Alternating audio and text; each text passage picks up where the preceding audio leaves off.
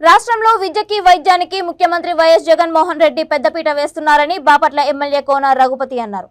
పేదలందరికీ ఉచితంగా మెరుగైన వైద్యం అందించడానికి జగనన్న ఆరోగ్య సురక్ష కార్యక్రమాలను ప్రభుత్వం నిర్వహిస్తోందని ఆయన కొనియాడారు.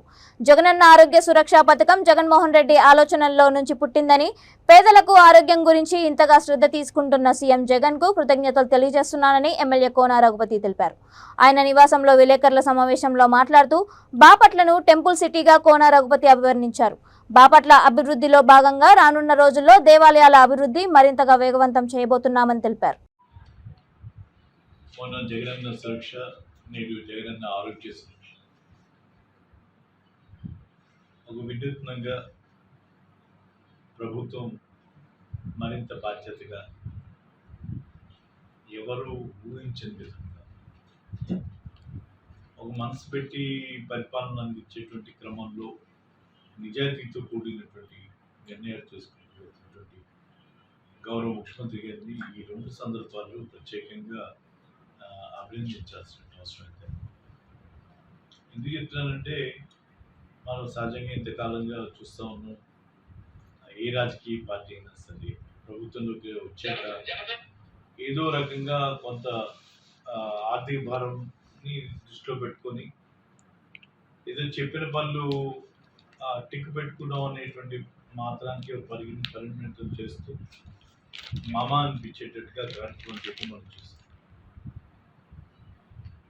ఆ రోజు రాజశేఖర రెడ్డి గారు 2004-09లో శాచురేషన్ అనేటువంటి పదాన్ని తీసుకొని వచ్చి అర్హతే ప్రామాణికంగా ఇవ్వాలనేటువంటి ఒక నిర్ణయం ప్రకారం ఆ రోజు ఎలా జరిగిందో, తిరిగి జగన్మోహన్ రెడ్డి గారి పరిపాలనలో కూడా ఈ 4.5 సంవత్సరం కాలంలో ప్రతి నిర్ణయం కూడా అది అర్హతే ప్రామాణికంగా మరి శాచురేషన్ విధానంలోనే మరింత సమయం ఇస్తూ జరుగుతున్నటువంటి మరి ప్రక్రియను మనం అందరూ కూడా కళ్ళారా చూస్తాం. ఈ క్రమంలోనే ఇన్ఎలిజిబిలిటీకి వచ్చినప్పుడు కొంతమందికి సర్టిఫికేట్లకి టైంలో సబ్మిట్ చేసుకోలేకపోవడం, దానివల్ల వాళ్ళు ఇబ్బంది పడటం అనే విషయాన్ని కూడా గ్రహించిన గౌరవ ముఖ్యమంత్రి గారు మరి జగనన్న సురక్ష కార్యక్రమంలో ప్రాథమికంగా మన 6 స్టెప్ వ్యాలిడేషన్లో కావాల్సినటువంటి సర్టిఫికెట్స్ని గుర్తించి వాటన్నింటిని కూడా ఉచితంగా ఆ రోజు పంపిణీ చేయడం అనేది చాలా గొప్పది. అది చాలా విజయవంతంగా ఆ ప్రోగ్రాం కూడా అట్లా జరిగింది.